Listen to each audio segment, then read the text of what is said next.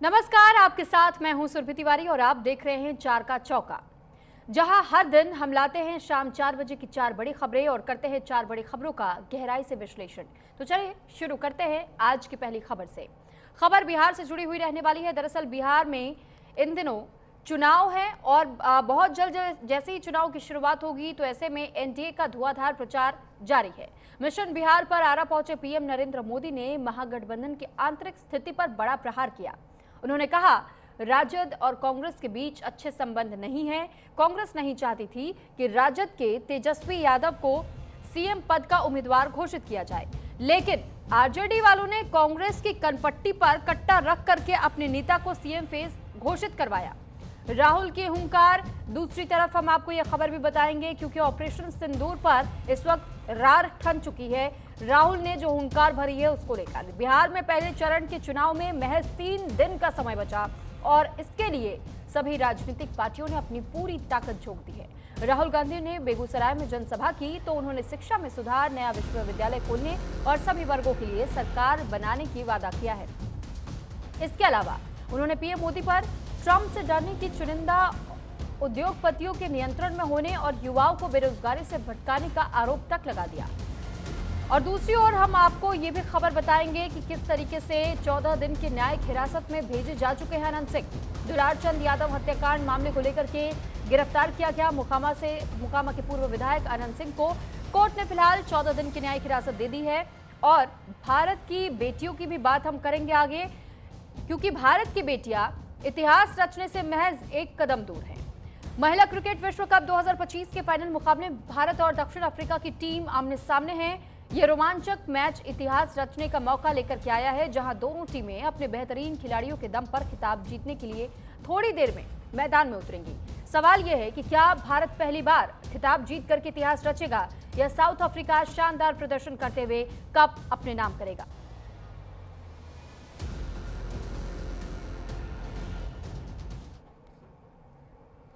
तो सबसे पहले ये बड़ी खबर आपको बता देते हैं। मोकामा हत्याकांड मामले को लेकर के जुड़ी बड़ी खबर है। अनंत सिंह को फिलहाल 14 दिन की न्यायिक हिरासत में भेजा जा चुका है।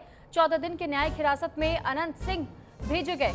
मोकामा हत्याकांड मामले को लेकर के एमपी एमएलए कोर्ट ने अब ये फैसला दिया है। दरअसल जब एमपी एमएलए कोर्ट में पेशी हुई थी अनंत सिंह की, तो इस दौरान दुलारचंद यादव हत्याकांड को लेकर के मोकामा के पूर्व विधायक अनंत सिंह को गिरफ्तार किया गया और इसी मामले में जब कोर्ट में उन्हें पेश किया गया तो इस पर 14 दिन के न्यायिक हिरासत में फिलहाल अनंत सिंह को भेजा जा चुका है। अनंत सिंह पर ही हत्या करवाने का आरोप लगा है और अब इसको लेकर के राजनीति भी जोरों पर है। तो ये बड़ी खबर इस वक्त की आपको बता रहे हैं। दरअसल मोकामा मर्डर केस से जुड़ा हुआ ये अपडेट है। बताया जा रहा है कि दुलारचंद यादव हत्याकांड में अनंत सिंह की गिरफ्तारी अब सुर्खियों में है और इस मामले पर मुख्य चुनाव आयुक्त ने भी कड़ी प्रतिक्रिया व्यक्त की थी। कहा कि चुनाव आयोग हिंसा को बर्दाश्त बिल्कुल नहीं करेगा। और इसी के तहत आप ये देख रहे हैं कि कैसे अब अनंत सिंह को 14 दिन की न्यायिक हिरासत में भी भेजा जा चुका है।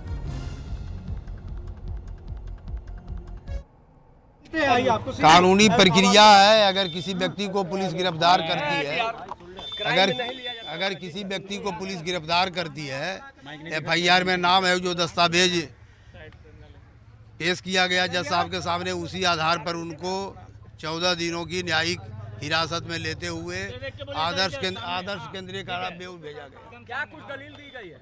दलील तो दस्तावेज में लिखल रहता है कि एफआईआर में इनका नाम है, उसी को आधार माना जाता है। उसी के आधार पर उनको जेल भेजा गया। पुलिस की तरफ से पुलिस के तरफ से तो वही पेश है, एफआईआर है, वही पुलिस की कॉपी है। रिमांड का अभी बात नहीं रहता है, अभी तो जेल भेजने का रहता है। 14 दिनों के। हाँ, वो एफआईआर में उनका नाम नहीं था, उनको भी पुलिस अरेस्ट की है। उनको भी भेजा? हाँ, उनको भी भेजा गया, साथ ही 2 और व्यक्ति। मणिकांत और रंजीत राम। हाँ, रंजीत राम दोनों को भेजा। हाँ हाँ, तो कुल मिलाकर 3 लोग, कुल मिलाकर 3 आदमी हैं। न्यायिक हिरासत। हाँ, न्यायिक हिरासत। देखिए चलिए हो गया। अनंत सिंह जी को कोर्ट में पेश किया गया है सर, क्या कुछ हुआ है अंदर, बातचीत बताइए सर। अब अंदर में यही हुआ कि इनके खिलाफ एफआईआर में नाम है, जेल भेजने के लिए अग्रसारित किया गया, उसी को जेल भेजा गया। कितने दिन की न्यायिक हिरासत में भेजा गया? 14 रिमांड मांगा? नहीं, रिमांड का कोई बात नहीं। रिमांड का बेउर कितने लोगों को भेजा गया? 3 आदमी को। 3 आदमी को। हाँ। आप लोग कब बेल पिटीशन? अच्छा,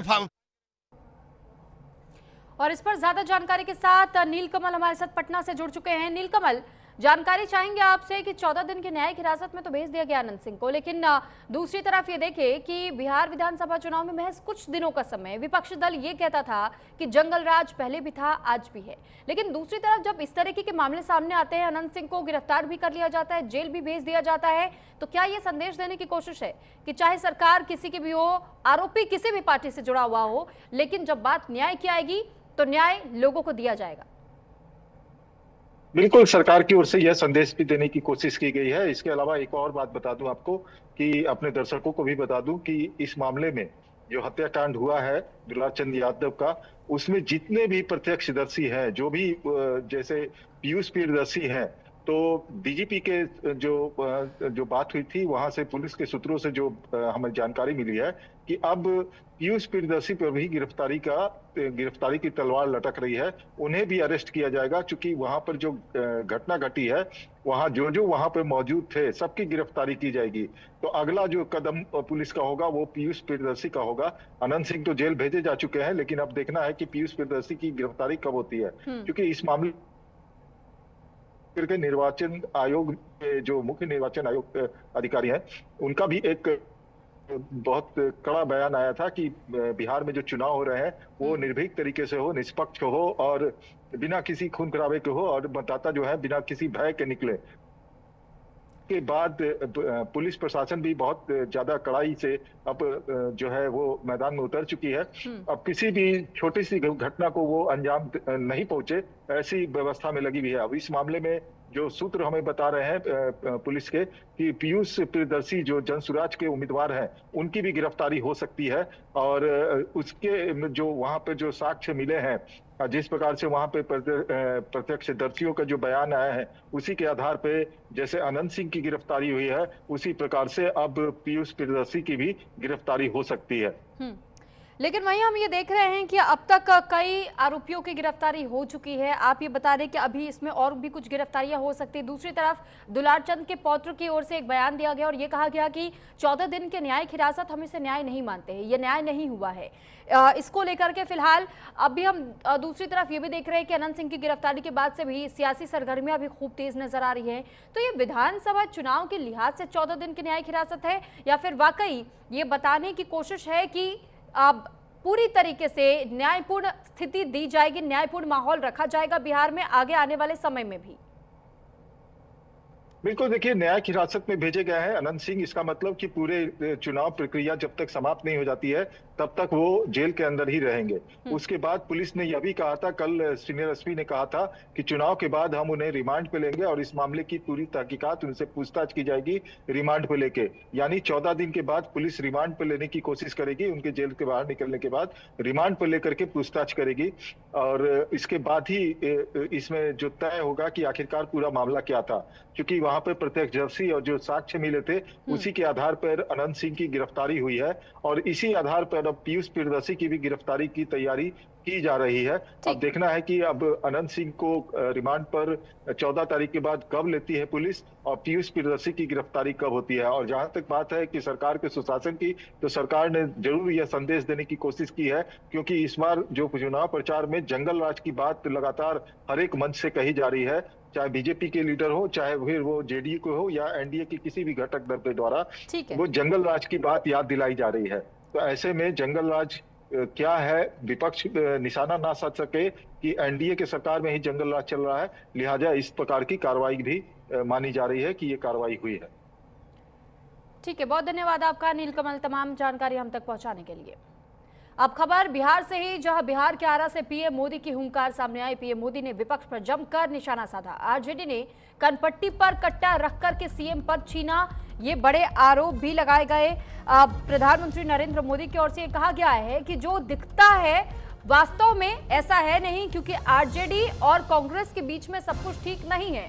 कांग्रेस नहीं चाहती थी कि आरजेडी से सीएम उम्मीदवार हो। कांग्रेस आरजेडी के बीच झगड़ा भारी है। जंगल राज ने बिहार को खोखला कर दिया। चुनाव के बाद कांग्रेस आरजेडी में फिर से फुटअव्वल होगा। आरजेडी की पहचान कुशासन और कट्टा है। ये प्रधानमंत्री नरेंद्र मोदी की ओर से ये बातें कही गई हैं। बिहार विधानसभा चुनाव में पहले चरण के मतदान से 4 दिन पहले प्रधानमंत्री नरेंद्र मोदी जब महागठबंधन के अंदर चल रही खींचतान को लेकर के बड़ा बयान देते हुए नजर आए। उन्होंने कई बड़ी बातें कही है आरजेडी और कांग्रेस को लेकर के, और ये कहा है कि आरजेडी की पहचान हमेशा से कुशासन से जोड़ करके देखी जाती रही है। और आप ये देखेंगे कि जब अगर इनकी सत्ता बन भी जाती है, ये सत्ता में आ भी जाते हैं, तो भी आप वो फुटबॉल की स्थिति देखेंगे आरजेडी और कांग्रेस के बीच में, क्योंकि इन दोनों के बीच में झगड़ा बेहद ही भयानक स्थिति की स्तर पर है। लेकिन ये दोनों लगातार ये कोशिशें कर रहे हैं कि कैसे विधानसभा चुनाव तक अपने इस झगड़े पर पर्दा डाल सके, क्योंकि जो सीएम उम्मीदवार की घोषणा हुई थी वो भी किसी की कनपट्टी पर बंदूक रख करके और ये कहलवाया गया था।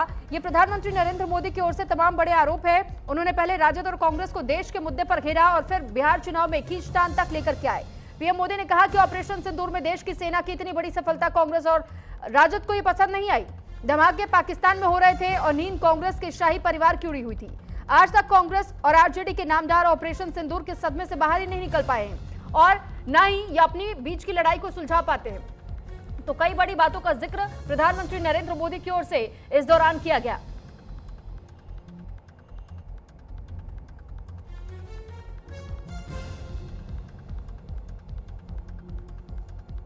आज विकसित बिहार के संकल्प के साथ पूरा एनडीए एकजुट होकर आगे बढ़ रहा है।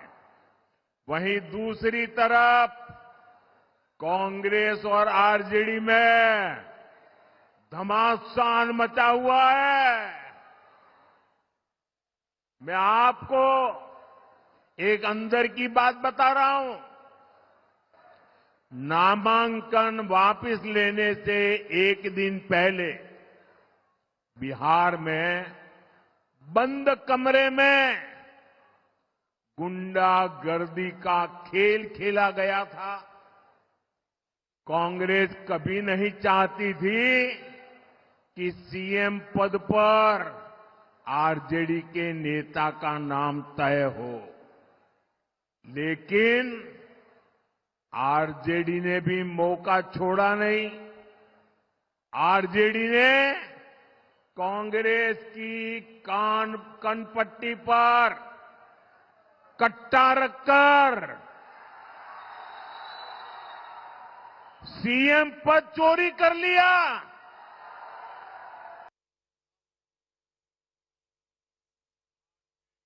जंगल राज की पहचान जिन चीजों से होती है वो है कट्टा, क्रूरता, कटुता, कुसंस्कार, कुशासन और करप्शन।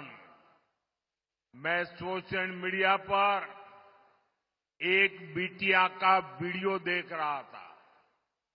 वो बेटी बोली कि हाँ, जब कुछ महीने के लिए आरजेडी सरकार में शामिल हुई थी तो उस बेटिया ने उतने में ही जंगल राज का ट्रेलर देख लिया था। बिटिया से छेड़खानी, व्यापारियों से लूटपाट, रंगदारी, सब कुछ मौका मिलते ही आरजेडी वाले मैदान में उतर आते हैं।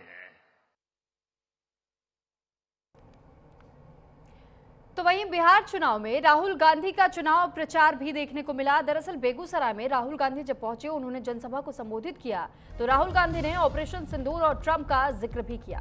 किसानों के साथ तालाब में उतरे राहुल गांधी मछली पकड़ने के लिए नाव पर भी सवार होते हुए देखे गए।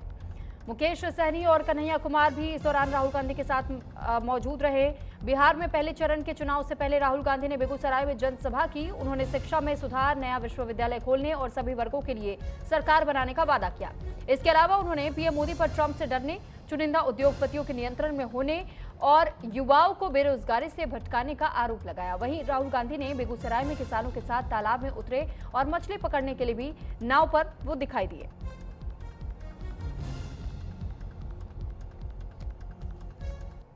1971 में लड़ाई हुई, हिंदुस्तान की सेना पाकिस्तान के खिलाफ लड़ रही थी।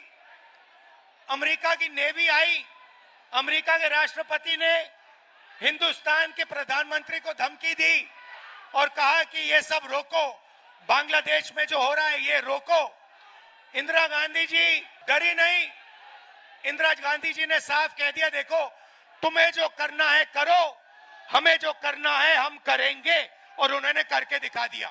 अभी ऑपरेशन सिंदूर होता है, डोनाल्ड ट्रंप का फोन आता है, नरेंद्र मोदी जो कहते हैं मेरी 56 इंच की छाती है, घबरा जाते हैं, डर जाते हैं। डोनाल्ड ट्रंप कहता है ये देखो सिंदूर बंद करो, और 2 दिन के अंदर नरेंद्र मोदी ने सिंदूर ऑपरेशन बंद कर दिया। क्योंकि सच्चाई है कि नरेंद्र मोदी जी सिर्फ अमेरिका के राष्ट्रपति से नहीं डरते हैं। नरेंद्र मोदी जी का कंट्रोलर अदानी और अंबानी जैसे लोगों के हाथ में है।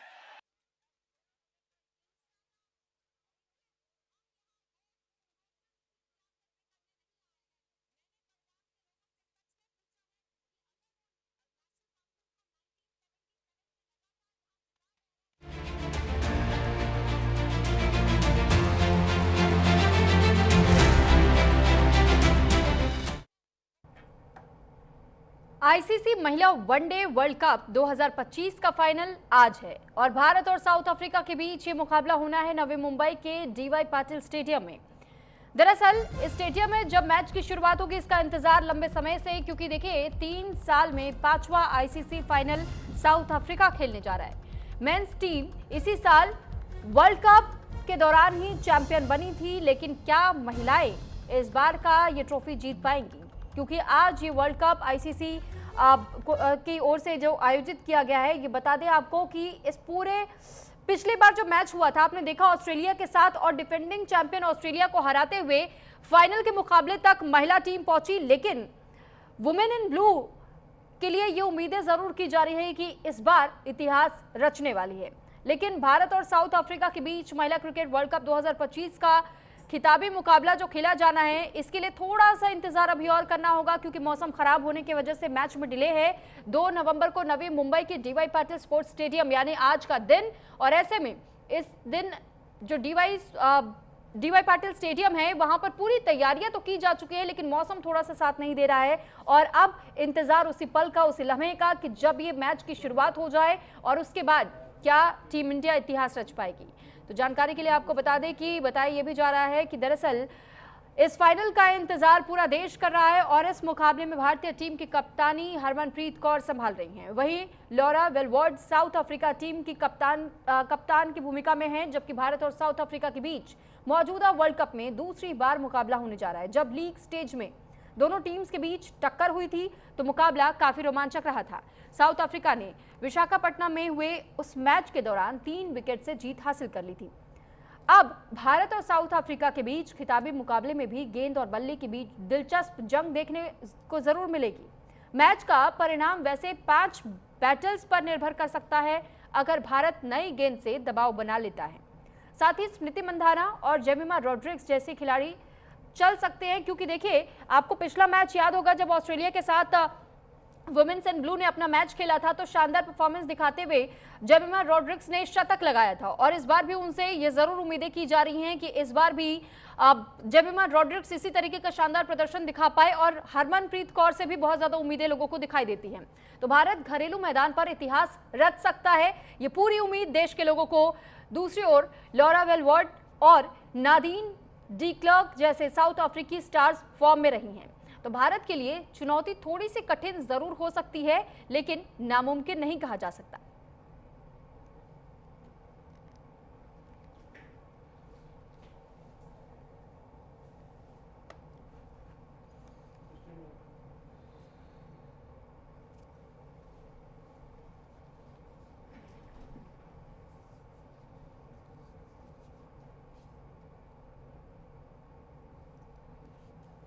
तो जिस मुकाबले का देश को इतने दिनों से इंतजार था वो क्षण अब आ चुका है, यानी आज का दिन है वो, और आज ही नवी मुंबई के डीवाई पाटिल स्टेडियम में ये मुकाबला होना है। और हर कोई इंतजार कर रहा है कि क्या वुमेन्स इन ब्लू टीम यानी भारतीय महिला टीम ये खिताब जीतेगी या फिर इस बार भी उन्हें दोबारा से निराशाजनक का सामना करना पड़ेगा। लेकिन इंतजार रहेगा इस मैच के समापन का। अब आगे बढ़ते हुए हम आपको बिहार से